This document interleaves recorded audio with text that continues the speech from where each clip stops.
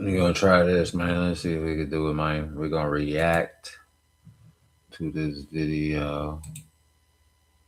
Let's see if this joint work.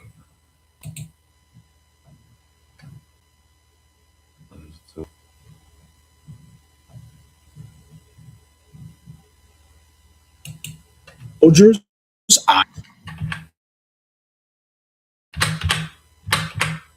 thing I was made to feel degraded as a second-class citizen, and I reached this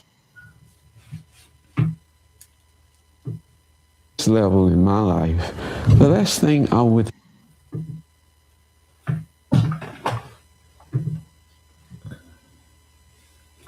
think would be a young white man that would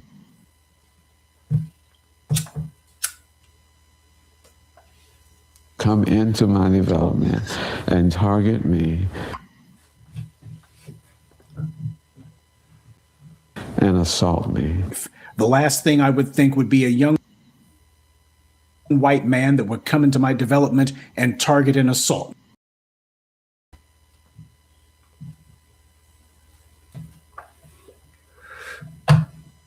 me. Respectfully, of course, one has to wonder if Dr. Otis Lane knows that the Jim Crow laws were taken off the books, but the mentality was never taken out of his neighbors. Dr. Otis Lane is also a veteran, by the way, but white supremacists have no regard for the uniform a black person is wearing it. Around noon on April 24th, a white man came and knocked on the door of Dr. Otis Lane's home in the Villages. This incident was captured on a doorbell camera. One of the men in black hats, the damn detective, freaking Dick Tracy hat. That shit crazy. Believed that the white man was a maintenance worker, and so he went outside. The white man at the door then made a derogatory remark before approaching him. He said, "We don't want people your kind living here." According to the affidavit, the white man then... What do you mean, people of your kind? ...and punched Dr. Lane in the face. He stepped in front of me. He hit me so quickly, I didn't have an option to defend myself or to respond, Dr. Lane said. There are words that can't explain why a person would come to your house, target you, ring your doorbell, lure you outside, and attack you. Well, I can think of a couple of words that perfectly explain why somebody would come to your house, target you, ring your doorbell, and then attack you. It's called white supremacy. It would be days before the thugs in blue out there in Sumter finally got around to arresting the perpetrator. They knew who he was. Apparently, they were taking their sweet time to do something about it. He was identified as Kyle Parrish, who was taken to the Sumter County Jail and charged with battery on a person 65 or older. Astonishingly, according to white media reports, 65 or older. Come on, man. It don't even matter what that person did. 65, bro. Come on, cuz. This Parrish character is being held with no bond. We'll see if that changes. Turns out Otis says Parrish's father does maintenance on their home, and Parrish had been there before. And of course, you won't be surprised to learn that this isn't this reprobate's first brush with the law. In 2010, Parrish was arrested by the Fruitland Park Police Department on a felony charge of domestic battery by strangulation. The charge was predictably dismissed after Parrish successfully completed a pretrial intervention program. In 2011, a woman sought an injunction for protection against domestic violence, including protection for minor children. In an effort to resolve the matter, Parrish agreed to enroll in parental counseling. He's had several... Good thing this case wasn't that case. I mean, well, good thing that case wasn't this case. Strangulation, person over 65. Crazy work. Traffic tickets, including for speeding, failure to pay a toll, and failure to wear a seatbelt. In 2024, he was issued a criminal citation for driving with a suspended license. And yet, with all of that, nobody thought to take this creep off the streets. Under white supremacy, the so-called law is just a game. And when you're part of the dominant society, when you've got that racial immunity from the law, you basically get to just mess up as much as you want. There are no penalties for it. This incident is yet another hate crime that came out of Ron DeSantis' Florida. This is what what his constant stochastic terrorism against Black Floridians was meant to produce. It was deliberately meant to embolden and encourage these kind of acts of anti-Black violence. It is completely predictable that this would happen. We've seen these white supremacists attacking school children, the elderly, and even wheelchair supremacists square in the chest, and only by a miracle did he survive it. Sounds exactly like what happened to Dr. Lane, doesn't it?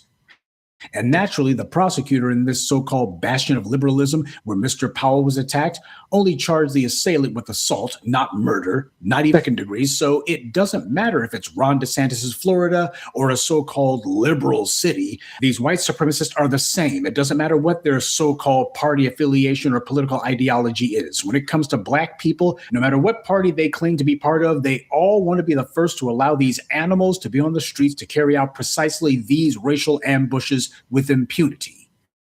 And this is the reason People, reach out to your loved ones, your grandparents, anybody over 65, man. Check on them, tap in with them, do that what's that, wellness check.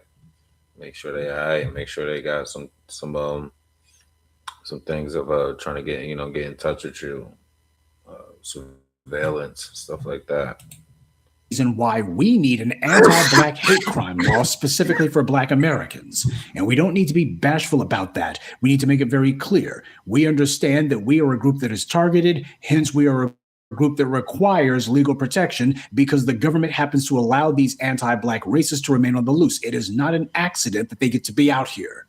While Democrats, especially those in Florida, made illegal aliens their priority, they were giving the green light to the enemy. And that being the political reality, as we saw with Chud the Butthead, Black people are going to have to understand when these white supremacists call themselves knocking on your door, running up on you, that's not by accident. We are being targeted. The enemy will do anything to see Black people dead. And that being the case, we have to take personal protection dead serious. We'll continue with the moment of truth in just.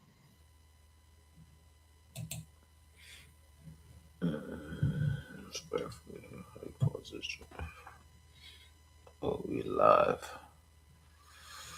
But yeah, I see what's going on, man.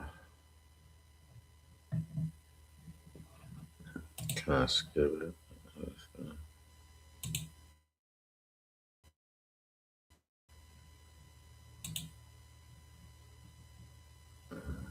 Specifically for Black Americans. And we don't need to be bashful about that. We need to make it very clear. We understand that we are a group that is targeted, hence we are a group that requires legal protection because the government happens to allow these anti-Black racists to remain on the loose. It is not an accident that they get to be out here. While Democrats, especially those in Florida, made illegal aliens their priority, they were giving the green light to the enemy. And that being the political reality, as we saw with Chud the Butthead, Black people are going to have to understand when these white supremacists call themselves knocking on your door, running up on you, that's not by accident. We are being targeted. The enemy will do anything to see Black people dead. And that being the case, we have to take personal protection dead seriously. The dominant society who carries out a shooting in some downtown area or in front of the courthouse like Chud the Butthead did, nobody from the white media ever goes into hysterics about how terrible it is that you can't go downtown anymore. You know, the usual narrative that they drag out if you have a couple of Black teenagers having a fist fight. In the case of the attempted murder of Mr. Powell, there were store vendors who didn't return to that waterfront where the attempted murder took place, precisely because of that incident. So I'd like to know, where are the headlines from the white media saying that businesses were closing up shop and leaving Seattle's waterfront because of the out-of-control crime? You didn't see a headline like that, and you won't from the white media because their reporting is entirely based on race. The shootings at movie theaters, hospitals, grocery stores, churches, mosques, synagogues, the same perpetrators, but nobody drags out the racial pathology talking point for. You heard all them spots. And this is, you feel me? They've done it so much to where the FBI has categories. You feel me? Like they have specialized. They have you documented to where they know specific areas where to look at. That's how he could list all those places to where they know. They know the mosques, the churches, the schools, the movie theaters, places of gatherings. So people, beware. have situation awareness, and you feel me? Like the brother said, be one. Respect to this channel. Definitely, this is a reaction. Um, yeah, tap in, man. If you like it, you dig the reaction. If you subscribe, thank you, and I appreciate you. If you're not, go and hit that button, man. If you like it out, share it, hype me up. Appreciate you. See you on the next one, man.